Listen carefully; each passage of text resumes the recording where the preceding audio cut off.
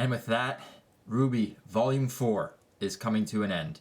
Chapter 12 has already come out, and I just gotta say, I am blown away by this episode. Episode, chapter, whatever you guys want to call this. Chapter 12 was just completely awesome. This is a superb episode that Rooster Teeth put out, and I just gotta give a hand to the crew in the animation department at Rooster Teeth. They did a great job. So this is going to be my review of Chapter 12, the finale of Volume 4. And if you guys have not seen it yet, I definitely say go see that episode before you watch this review if you plan on doing so. I don't want to give any spoilers, so spoiler alert for anyone who has not seen it yet, because this is an absolutely awesome episode. It's my favorite of the season, and it actually beats out Kuro Yuri Chapter 10 for me, because that one was so good with getting Ren and Nora's flashback, getting their backstory and everything. But this episode blew that out of the water, and it was absolutely amazing, and just a breath of fresh air, because going into this episode, this chapter, I think everyone had the same worry going into Chapter 12.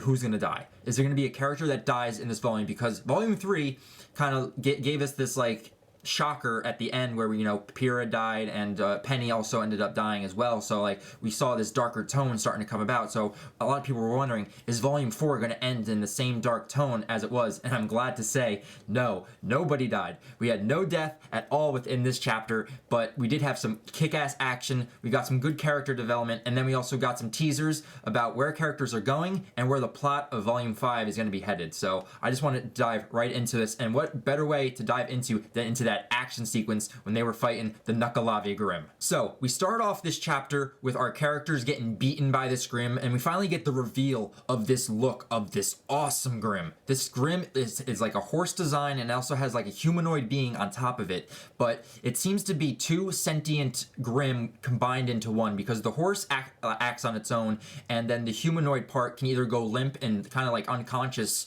as the horse is moving around, but then once the humanoid activates, that's when shit gets real. And this episode kicks into high gear once the Grimm gets revealed and we see this thing, what it's able to do, because I was actually wondering too, like, as we saw the destruction and chaos this Grimm was able to cause, it's like, how is it able to do so much destruction and damage? Well, it turns out it has stretchable arms. It's the wacky waving, inflatable arm, flaying two-men Grimm, and it's able to stretch out its arms to attack so many people. So now I actually understand now why this Grimm is such a threat to villages and why it was just destroying town after town. And it was just very cool to see. But the stretchy arms thing, it was funny but cool at the same time. It's a very cool design. I love the design of the Grimm overall. It's probably my favorite Grimm right now. So throughout this action sequence, we get to see, our characters, struggling with this Grimm. We actually get to see Ren use his semblance in battle, getting more confirmation that it is more camouflage. He's able to kind of cloak you in this aura where the Grimm aren't able to sense any emotions or fear, so they can't sense where people are, and that's why this Nukalave Grimm, when it was going after Crow, and then Jean went to go help Crow, Ren used his semblance and actually protected them, and this Grimm had no idea where they were, so it went on to attack, Ren, Nora, and RWBY as Jean got Crow to safety. So that was very nice to see his semblance being used again and get a clarification more in context of what that semblance actually is. It was also very nice to see Jean using his brains throughout this battle as well, because Jean is a very... We know him as a leader, and he's shown that throughout, like, especially Volume 2, 3, and 4, as he's starting to grow as a character. He has the brain power and the will to be a leader within the group, and he actually comes up with a great plan when they're battling this Grimm, that they should all run in circles. It makes it so that the Grimm doesn't know who to attack to, and they keep it... They have the offensive in that end, and then the Grimm is on the defenses. So I really liked that Jean was able to point that out, and it was just a very cool sequence overall. And then, when Jean kind of put his sword back in his shield and took it out, and he got like an upgraded shield sword, I thought that was very cool. And I didn't even think about that with the upgrades he got, that we were actually getting another reveal for his weapon. So I love that design. I love that it kind of makes it a more armored shield or armored sword for him, and that was just a very cool design overall. I really enjoyed that. And then, of course, as they're battling, Ren gets pinned to a house, and then we have Nora, which a very cool sequence between a team up between RWBY and Nora, swings Nora over to save Ren, and I thought that was just a really cool sequence, and it was very funny as well, because in a typical show like this, and I know it's got a lot of anime influence, it's like, that typical comical relief where Ren's looking up and she's kind of above him, and she's like, oh, don't look under my skirt. So I thought that was very funny, but in that moment, it seemed like very odd to have a funny moment within this serious battle. And that was like my first hint as I was watching it. I was like, I don't think we're gonna get anyone dying in this episode, because I can't see them, going from a serious situation, battling this Grim, to a funny moment like that, and then having a character die near the end of this battle. So seeing that funny moment plotted in there, it kind of just shows that the team behind RWBY is basically saying to us, like, it's getting darker, but that doesn't mean the funny moments are going to be going away. And it just shows that it's going to have those lighthearted moments, and it's not going to be dark, doom and gloom all the time now, ever since the end of Volume 3. So that's a very nice touch that they were able to do that. But so while everyone else is battling, RWBY is staying at long range, and that's her specialty, considering her weapon is a sniper rifle. It is also a scythe, but her specialty tends to be more long range and not really in close quarters with the Grim that she's battling. So having her off to the side was very nice, and they're just going in on this Grim. But Ren throughout this whole battle is he's fighting with anger intent, and he's not really thinking clearly throughout this entire battle, and he actually doesn't care about his overall life. His main mission right now is just he wants to destroy this Grim, even if it means the cost of his life. And Nora notices this right away as he keeps going in, and even Jean's like, Ren, what are you doing? You're being too reckless. And then it's very nice to see that Nora was the one that actually slapped the sense back into him and basically tell him, it's like, you're not going to be going out like this. We can do this. And I love the little flashback that Ren gets to see young Nora, and then when he blinks, he sees Nora in present day, and it just shows the connection that those two characters have, and it just shows what they've been through. And just to have Nora be that one to snap some sense into Ren to where he can start thinking clearly and think the situation out just shows the development of his character, but also the development of the relationship between Nora and Ren. And then we also get, they get out under the house, and Ren comes up with the game plan where they're gonna basically shackle the arms of this Nukalave Grim, and they're gonna take it out. And that was a cool sequence too, watching them, put the left arm down to the ground, and then the right arm, and then Nora takes out the horse. And Nora taking out the horse was just a typical Nora moment where she just kind of like leap of faith, Assassin's Creed style, off of the side of the building, smiles, and then does that pose she uses with her hammer when she just pounds that thing into the dirt. Oh man, that was so good. But then we get the coolest thing and the most badass moment out of that whole fight was Ren destroying the Grim. That was my favorite part of this whole thing, and I love the symbolism behind it, and the growth that his character got just from destroying this Grim, because not only was he using the dagger that his dad gave him to deliver the final blow, but as he's cutting off the left arm of the Grim, he's like, for my mother, and then the right arm, for my father. He cuts the belly of this creature, saying, for all those you have slain. And then he finally takes that moment to realize, no, this is for me also. And so he says, this is for myself, and then cuts the head off by the neck, and that's the end of this Grim. And it also brings up just a question for me is this Grim just a specialty Grim? Is this like a one-of-a-kind Grim, or are there others like this? Because this is a tank of a Grim to go up against. So I just have a question if this is the only one we'll ever see throughout the series, or if another one will pop up later on, maybe further on down the road. But overall, this Grim, now that it's gone, it shows that Ren and Nora can finally move on from their past, and they no longer have to look back on, their parents, the way they died, because they technically avenged them in a way. And I really did like that symbolism. And then after that, it's just basically the battle's over and our heroes have won, and now they're on to Haven. So everyone gets rescued and the Crow gets saved, which was very nice, because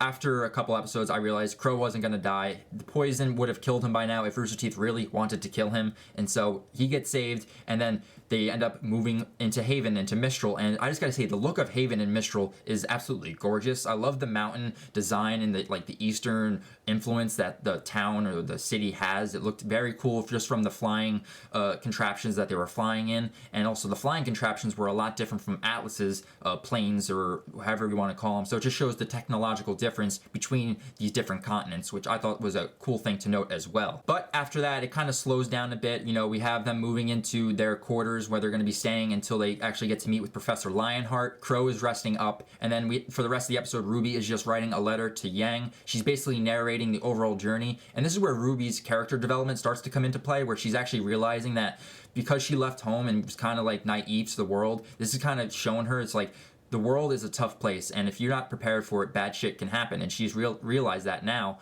and it kind of just shows her as a character the growth that she's going to be going through. And she realizes now that every action she has doesn't just affect her, it affects everyone else around her. So I really liked the narration. It goes on throughout the rest of the episode until the very end, but we also get short scenes throughout when she's writing. We get a shot of Weiss bribing a pilot. We know that she's headed to Mistral. She's looking for Winter, but we also know, since that RWBY and the gang are all in Mistral as well, that Weiss will end up joining up with them. And also we also get to see Blake moving forward. She's looking at the old memories of the White Fang with the current flag, I would say, of the more terroristic White Fang that is now formed, but then also the old flag to when her father was probably in charge, and the more peaceful, the more accepting Faunus revolution group of the White Fang. And it just shows that she's ready to move forward. And then that shot of her looking at Sun and smiling just shows, I think that her character is going to be moving forward, and we're not going to get the grumpy cat Blake much longer, but I think we'll still have moments of that, but I think her character is going to be moving forward. And then, we also get a shot of Yang in her badass new outfit. She's on a mission right now. She was on the same boat that Blake was on, but she's heading to Mistral, and we originally thought, she had the choice of looking for RWBY or looking for Raven, and she has the picture of her father's Team Stark. She gets to see her mother, Summer Rose, and also Crow and Ty in there. And we're left with this decision, what is Yang going to end up choosing? Is she going to go looking for Raven, or is she going to go end up looking for her sister? She ends up looking for her sister, which was kind of a given. I mean, that's someone that's been with her life no matter what, and Raven hasn't really been there for her. So I think we'll get that down the road, but right now our priority is for her to make sure that her sister RWBY is okay, because she doesn't really know or received any letters from RWBY of where she is or where she's not. So I'm not sure if the letter that RWBY's currently writing is actually going to get to Yang, but we'll have to see with that. But then I love the outfit she's wearing. Her new outfit design is the best design. Yang is my girl, so getting to see her with her new robotic arm, she's definitely healed up, she's in the right state of mind, and she's gonna be heading out on a mission look for RWBY. So I'm really looking forward to that. And overall, this episode was just pure hype for me. My reaction to this episode is gonna be awesome for you guys. I think you guys are gonna really enjoy that. But we also get to see Oscar. We see Oscar in the episode and then also in the ending credit scene. But within the episode itself, he's just basically on a train headed to Mistral. He's headed to Haven. There's not really much to talk about there, but I'm going to talk about one more thing before I talk about that end credit scene. Because as RWBY's narrating, we also get a spot of Cinder, Emerald, Mercury, and Salem. Now, Cinder is using Emerald. She's using her semblance to construct or manifest this vision of RWBY, cowering in fear in front of Cinder, and Cinder's just basically burning her body alive. It was a very dark moment too, but it also, rewatching it again, I also had a question too, because I'm not sure if Emerald or Cinder or Mercury or Salem know exactly what RWBY's Volume 4 outfit is. I'm not sure if they would know that she even changed outfits. So I kind of pictured if she was going to make a construct of RWBY in front of Cinder, it would be kind of like her Volume 3 getup, because I think that's the last time they technically saw her. So that was just an odd thing for me. I just wanted to point that out. I'm not sure if that's just something that they wanted just to do. I'm not really sure, but it just brought a question in my head. I was like, I think the outfits probably would have been different within that situation. But then we're left with that cliffhanger, and this goes all the way back to chapter 1 when Salem told Watts to head into Mistral, and we finally just get that reveal that Professor Lionheart is basically a traitor, and he's teaming up with Salem, and Watts is just basically sitting there oh, your hospitality is great, Salem told so. And then so now we're basically left with a glimpse into what the storyline for Volume 5 is going to be, to where we're going to be going up against Lionheart, Dr. Watts, or Professor Watts, whatever his name is, and then, them teaming up with Salem, and then RWBY and the gang trying to battle them within Mistral and trying to prevent another catastrophe happening at Haven. So that basically ends the episode. We have the credits, and then the song that plays for those credits was absolutely awesome. Armed and Ready. It's definitely a song for Yang, and it's in the top spot right now. It's either Divide or that one as my favorite song right now overall from RWBY. But I absolutely love the song at the end. It was absolutely amazing. And then I waited for the credit scene, and we get the credit scene of Oscar confronting Crow at a bar. Per usual, I mean, he was poisoned, but first thing Crow's got to do, as soon as he gets healed, he's got to go have a drink at a bar. But Oscar shows up, and, he asks him for his cane back, and this is when Crow realizes that, this is Ozpin in front of me. And I love the line he says. He goes, "Good to see you again, Oz." And it kind of just shows that Ozpin told him about this whole process, I think. So Crow kind of knows that Ozpin either reincarnates or his soul manifests within another being. So it's going to be very interesting to see Oscar getting to know the whole RWBY crew, getting to be with Crow, Team Ranger, Weiss, Blake, and Yang, all of Team RWBY. It's going to be very interesting to see where Volume 5 goes, but overall, this volume was absolutely amazing, guys. I absolutely loved this whole volume, and this chapter was so good.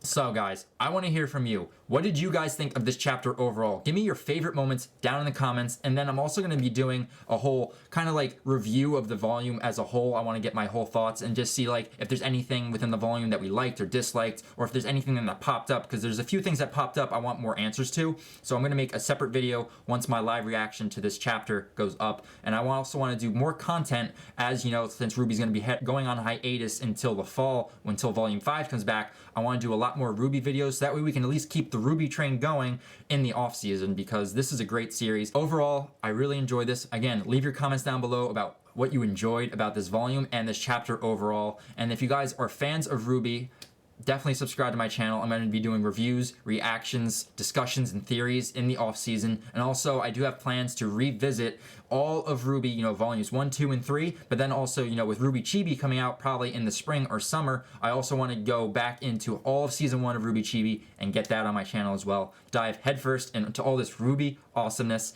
But that's it for me, guys. That's it for this video. Look forward to my live reaction. And until I talk to you in my next RWBY related video, I'll talk with you guys all then. All right, guys. See you later.